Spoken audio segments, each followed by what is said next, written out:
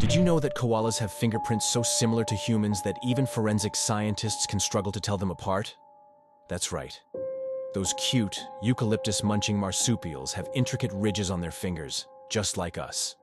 Scientists believe this evolved to help koalas grip tree branches more effectively. But it's almost like nature gave them their own unique ID system. In fact, if a koala somehow ended up at a crime scene, unlikely. But imagine, its fingerprints could actually confuse investigators.